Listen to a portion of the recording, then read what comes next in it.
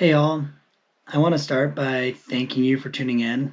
I recognize that a 15-minute video about my training and preparation for Western States is pretty niche, but I have put a lot of thought and reflection into this upcoming race, and I hope my willingness to be vulnerable about where I'm at and what last year's result meant to me will help someone else. I'm grateful for this community, and thanks for being part of this journey with me. Let's dive in. My name is Jeff Colt, and in 10 days I'll be lining up to run the 50th anniversary of the Western States Endurance Run.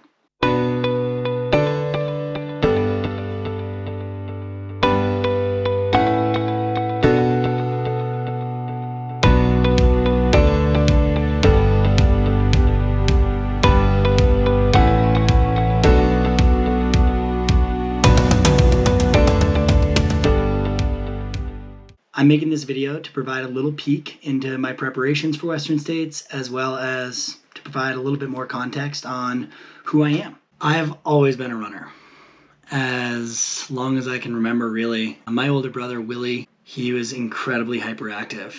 I was also very hyperactive. Much like Border Collies, Willie and I needed so much activity as little kids. Otherwise, we were restless to the nth degree. And he's moving Absolutely. fast on the track. You know, he's taking inspiration from his on counterparts on the track, the Ollie Horrors of the world, and really burning this last 200 around the turn. Dropping our camera person even. Hey, this is Jeff Colt.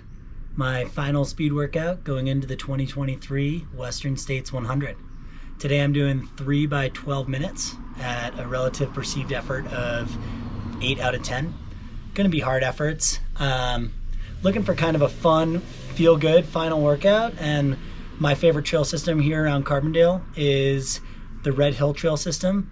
There's some fun Strava crowns up there, a couple of which I haven't tried in a long time, that are right in that 12-minute window. So I'm gonna go hunt some Strava crowns for my final workout. Try to feel collected, but definitely pushing myself.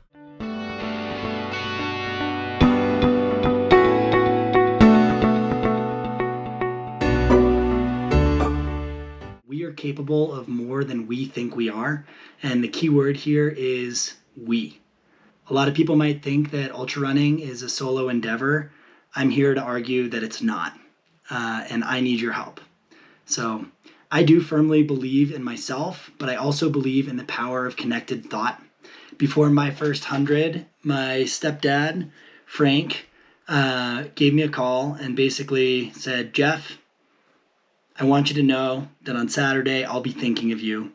And if you take the effort to actually think of me as well, it'll open up a pathway where you'll actually feel the energy I'm sending. You'll understand that I believe in you. And it sounds a little bit Ted Lasso, but it worked. By golly, if I didn't think of Frank thinking of me and feel his positive thoughts, find his belief in me, and find a complete second win, because I ended up finding more belief in myself. Last year, at this time, 10 days out from States, I was bedridden.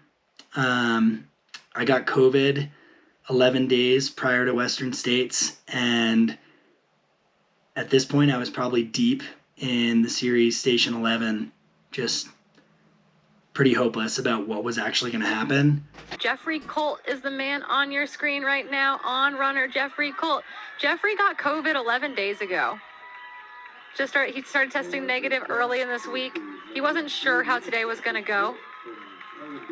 I told myself I needed to show up because I'd come quite close to qualifying for Western States twice before, and I figured I should give it, kind of one final huzzah and really go out for it. I entered Black Canyon endurance runs with a couple weeks of 40 miles, under my belt. But I had a whole lot of willpower, and I had a plan for the day. I executed the plan. It ended up going great. And all of a sudden, I qualified for states. I knew it was on. In my 7 years in this sport, I've always envisioned myself being able to get top 10 at Western States, and that was certainly the vision and the goal going into last year. I knew I could get top 10, and I knew on a good day I could be a contender for top 5. But yeah, COVID hit me like a train. It zapped all of my energy in the days leading up to the race, and I ended up testing negative Thursday, 2 days before the 2022 Western States. So I decided to go for it. I ran a conservative race, and I ended up finishing 11th. If you want to learn more about how I felt, check out the article that Zoë Rom made for Freetrail called 11th. Definitely explore that one a bit. That race totally wiped me out. July was a wash. Most of August was a wash. I had a hard recovery from Western States last year. I decided the right path forward would be to double down and to show up to 2023 ready to fight for a cougar and do whatever I needed to do to be in the best shape possible so that, 10 days from now, I could execute and have a really excellent race. I wanted to get a coach. I wanted to adjust my consumptive habits, cut out a lot of drinking. I wanted to actually do like strength work and recovery work and take that seriously and try to tick all of the boxes that I knew some of the other elite athletes were actually incorporating into their training. I ended up connecting with Corrine Malcolm by the way of her coach, Adam. I really wanted a coach with a Nordic skiing background because I feel like Nordic skiers just understand like adventure and like the joys that cross training can bring to life, as well as like how meaningful cross training can be for your actual training. I love skiing, biking, climbing, generally being very active. Working with Corrine, I showed up to World Championships in Thailand feeling fit, ended up finishing 14th and helping Team USA secure a gold medal. Shout out to the men's 80K team for this year for securing silver. Yeah, upon returning home from Thailand last year, I didn't really have time to rest. The plan was to use the fitness I had, show up to Bandera in Texas, and claim a golden ticket. Things don't always go as planned. I ended up getting sick again. On Wednesday before the race, Corrine made her final persuasive push to get me to go to Texas and at least give it a shot. It felt terrible. Bandera felt so hard, but the result was exactly what I was aiming for, a win. I had to listen to my body and consider just like how rough the recovery from 2022 had been. I couldn't accept the ticket with a big smile as my journey like to that point had been pretty painful, and that day was really painful. But a couple of days later, with the help of Dylan Bowman, I made the announcement that I was all in for Western States 2023, and a lot of reasons why I decided that, but the main one is like I've got unfinished business at Western States. I know I can get top 10, but on my day, I think I can win. And feel free to remind me who I'm racing against, because trust me, I remind myself every day. But in January, I set out to start training for June 24th in the Sierras. So my training for states, I am by no means a high mileage guy. For the rest of January and well into February, I was running maybe 40 miles a week and getting half of my training hours in by ski touring. Not skimo. I don't do skimo. It's not for me. For me, skiing is joy.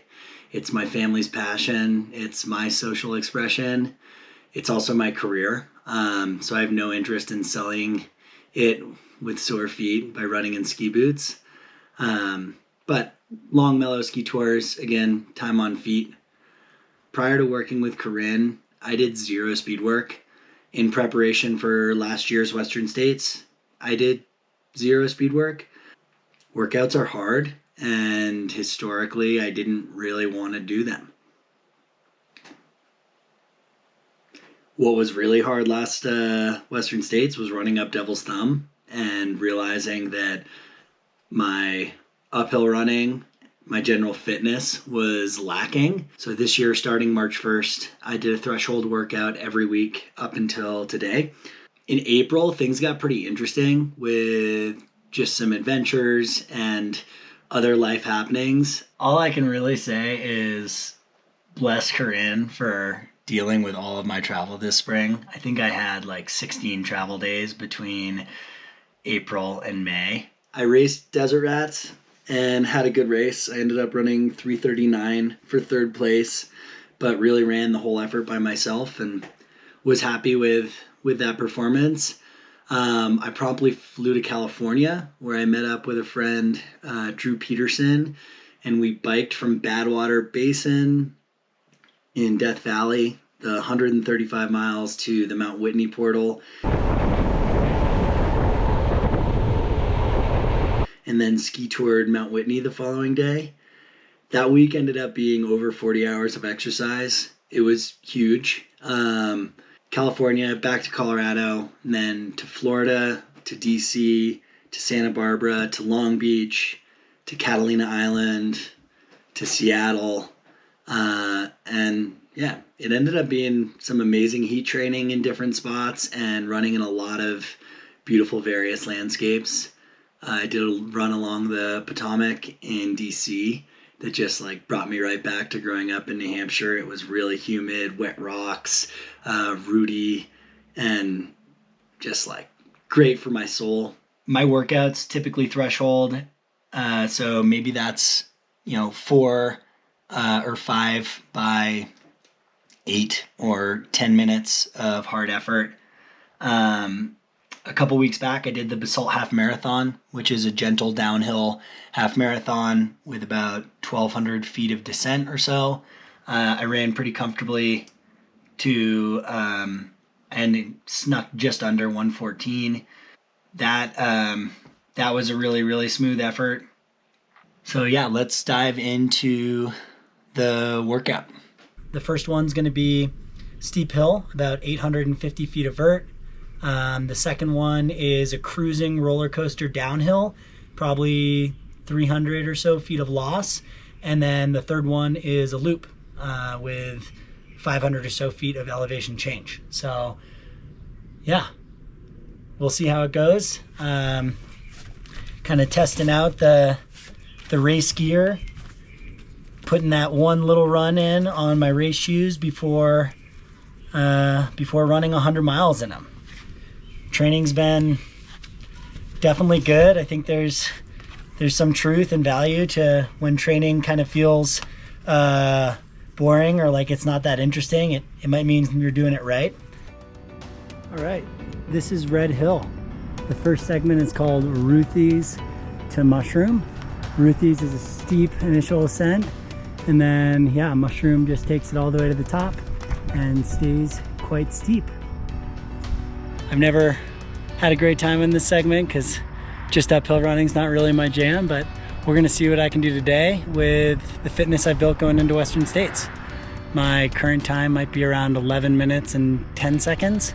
I think the fast time is about 2 minutes faster than that by Joe D'Amore.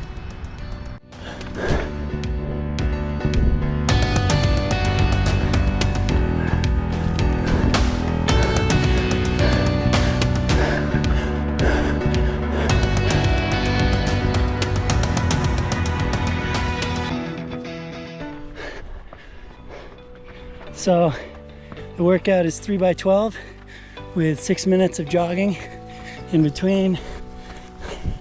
Done with my first one. Just got 3 more minutes of jogging left. Be more on my second effort. As far as the Strava crown on that first segment, I definitely didn't get it. I didn't expect to, but I think I went about a minute faster than I ever have. And feeling pretty good.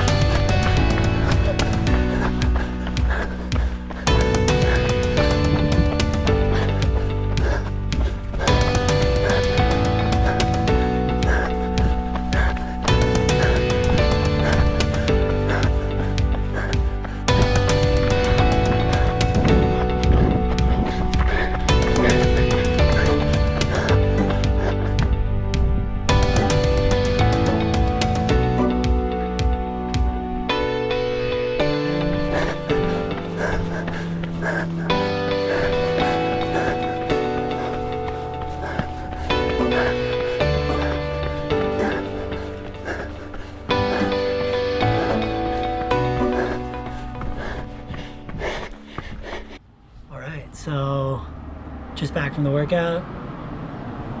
It went well. It was hard. The first climb, just running straight up mushroom, gets me every time. It's just 850 feet in 3/4 of a mile is a hard burn. You're right around 10 minutes, which is over a minute improvement for me, which is great. And then the other segments, I got the crowns on, which feels good. Some strong runners certainly had them previously, and yeah, it's fun to actually go and hit my home trails in this fitness. You know, I've got about 15 or 16 weeks of speed work and workouts under my belt. So not many times I'll be fitter than I am right now. But again, it was a 8 out of 10 effort, so not trying to kill myself. Certainly put in, you know, a hard 36 minutes of running over all 3 efforts there. Nice cool down back to the house, and a little bit of a long run this weekend, but for the most part we are cruising into Western States. The Hayes in the barn. There's an African proverb that goes, if you want to go fast, go alone. If you want to go far, go together. And I'm here to ask all of you to think of me Saturday, June 24th, and yeah, send me positive thoughts. I think it's going to make a big difference, and I'll be thinking of you, and who knows, we might be able to make something pretty special happen.